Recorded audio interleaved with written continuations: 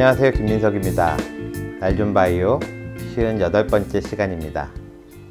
오늘은 우울증에 대해서 좀 말씀드리려고 합니다. 전 세계적으로 우울증을 앓고 있는 사람이 2억 6천만 명이나 된다 그러네요. 우리나라도 우울증 환자가 점점 늘어서요. 2017년도에 우울증으로 병원 진료를 받으신 분이 67만 명이나 된다 그럽니다. 지금 2019년이니까 아마 70만 명 이상이 될 것 같고요. 더 문제는 우울증 환자가 빠르게 증가하고 있다는 거죠. 요즘에는 정신건강의학과에 가는 거를 그렇게 두려워하지 않으셔서 내가 우울증이 좀 의심된다 그러면 진료를 받으시는 분들이 많으신데요. 이제 우울증을 치료하는 방법은 크게 두 가지가 있습니다. 하나는 약을 먹는 거고요. 또 하나는 상담을 받는 건데요. 보통은 이제 약을 처음에 많이 먹게 되죠. 그런데 문제는요, 우울증으로 이제 진단이 돼서 처음 약을 썼을 때 약을 먹고 좀 증상이 좋아지시는 분이 전체의 40%밖에 되지 않는다고 합니다. 나머지 60%는 약에 의한 부작용만 심하고 약효는 별로 듣지 않는 거죠. 그래서 이제 새로운 약을 찾고 이렇게 해가지고 조금씩 증상이 좋아지시는데요. 어떤 약을 써도 잘 듣지 않는 그런 분들도 있습니다. 우울증은 마음에 오는 감기다 이렇게 해서 좀 쉽게 생각하시는 분들이 계신데요. 이게 생각만큼 진단도 쉽지 않고 또 치료가 어렵습니다. 진단이 좀 어려운 이유는요, 보통 다른 병들은 피검사라든지 또는 엑스레이 사진을 찍으면 진단을 할 수가 있잖아요. 그래서 검사 방법이 있는데 우울증은 특별한 검사가 없습니다. 9가지 증상을 물어보고 그 중에서 5가지 이상이 있으면 우리가 우울증으로 진단을 하게 되는데요. 대표적인 게 좀 불행한 느낌이 든다든지 또는 걱정이 많다든지 또는 무기력하고 피로감을 쉽게 느낀다든지 이런 것들은 우울증 환자분들이 공통적으로 느끼는 건데요. 사실은 상당히 그 양상이 다를 수가 있습니다. 어떤 분들은 밥맛이 거의 없어서 살이 쭉쭉 빠지고요. 밤에 잠도 잘 안 오고 아주 불안하고 또 예민해지는 그런 우울증 환자가 계신 반면에요. 또 어떤 환자분은 살이 찌고 하루 종일 침대 밖으로 나오지를 못하겠고 단 거를 비롯해서 탄수화물이 많이 땡기고요. 또 잠도 하루에 15시간 이상 자고 또 어지간하면 잘 움직이기가 싫어지는 그런 우울증 환자도 있거든요. 9가지 진단 중에서 5가지 이상을 만족시키면 우울증이기 때문에 이걸 조합해 보면 모두 256가지의 그런 유형의 환자가 있을 수가 있거든요. 바꿔 말하면요, 우울증으로 진단이 됐더라도 거기엔 아주 다양한 증상을 가진 환자들이 섞여 있다는 거죠. 그러니까 도대체 이 우울증이라는 게 한 개의 진단이냐 아니면 여러 가지 진단이 섞여 있는 질환군이냐 하는 그런 의문이 남게 됩니다. 그러다 보니까 이런 피검사라든지 또는 뇌를 촬영해 가지고 우울증 환자들을 좀 이렇게 나눠보려는 노력들이 많이 있거든요.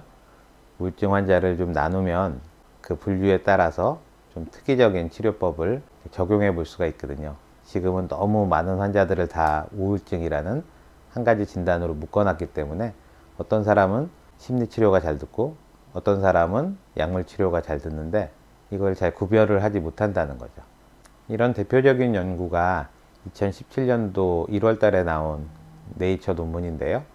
이 연구자들은 기능적 뇌 MRI라는 걸 촬영했습니다. 이 기능적인 뇌 MRI라는 거는 뇌 사진인데요. 뇌세포가 서로 연결된 거를 찾아내는 그런 MRI입니다.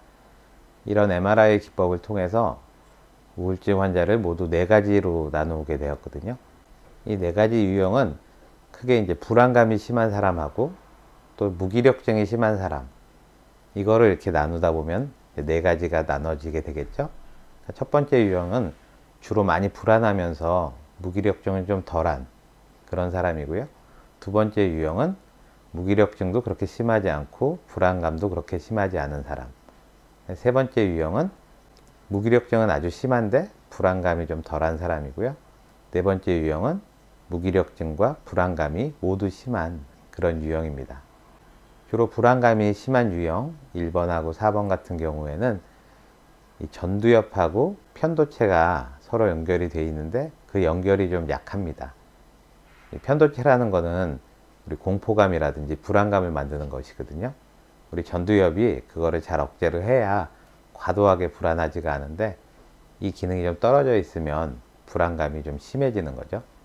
이에 비해서 무기력이 좀 심한 유형, 그러니까 3번이나 4번 같은 유형에서는 이 시상이란 부위하고 전두엽의 그 연결이 오히려 좀 항진이 되어 있습니다. 이게 이렇게 항진이 되어 있으면 우리가 어떤 보상기전이 떨어지게 되거든요. 보상기전이라는 거는 우리가 뭔가를 하게 되면은 어떤 보상이 올 거다 하는 그런 기대감인데 이런 게 떨어져 있으니까 뭘 하기가 싫어지고 동기유발이 잘 안 되고요. 모든 일에 좀 무기력한 그런 증상을 보이게 됩니다. 그래서 연구자들은 이 우울증이 하나의 질병이 아니고 뇌사진을 찍어보면 적어도 4가지 유형으로 나눠지고 그에 따라서 조금 다른 치료법을 쓰는 게 좋겠다고 얘기를 했는데요. 특히 불안감이 메인으로 나타나는 유형 1 같은 경우에는 경두개 자기 자극술이라 그래서요. TMS라고 하는데요. 이 뇌를 통해서 강한 자석으로 자극을 주는 방법입니다. 이런 치료법은 타입 1, 그러니까 주로 불안감이 심한 그런 우울증에 아주 효과가 높다고 합니다. 한 80% 이상이 효과가 있었고요. 반면에 무기력이 심한 우울증 환자에서는 별로 효과가 없었다는 것을 보고를 했거든요. 지금 이 TMS 기계는 여러 병원에 많이 보급이 되어 있는데요. 우울증이 잘 듣지 않는, 약물로 우울증이 잘 듣지 않는 경우에 사용을 하게 되는데 좀 불안감이 많은 우울증 환자들에게 쓰면 더 많은 효과가 있지 않을까 이런 생각이 들고요. 2017년도에 이 논문 이후에 이 뇌사진을 찍어 가지고 우울증을 좀 나눠보려는 여러 가지 노력이 있었는데요. 지금 미국에서 105번째 북미 방사선 학회가 열리고 있습니다. 여기서도 이 우울증에 관련된 2가지 MRI 촬영 기법이 소개가 됐는데요. 첫 번째는 뇌에 있는 뇌혈관 장벽을 촬영하는 그런 기법입니다. 뇌라는 장기가 매우 특수해서 우리 혈액에 있는 어떤 물질이 뇌 속으로 들어가려면 BBB라는 그런 장벽을 통과해야 되거든요. 뇌혈관 장벽인데요. 독성 물질로부터 우리 뇌를 보호하는 역할을 하는 거죠. 그래서 이 BBB를 통해서 수분이 잘 통과하느냐 못하느냐 이런 거를 MRI를 이용해서 촬영을 했는데요.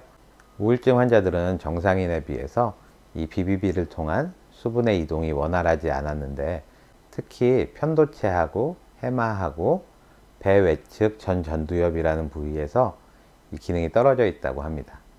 이 3가지 부위는 우울증 발생에서 아주 중요한 역할을 하는 곳들이거든요. 편도체, 해마 이런 것들이 다 감정 조절에 관여를 하는 거고요. 배 외측 전두엽이라는 곳도 역시 이 편도체를 억제하는 그런 역할을 하고 있거든요.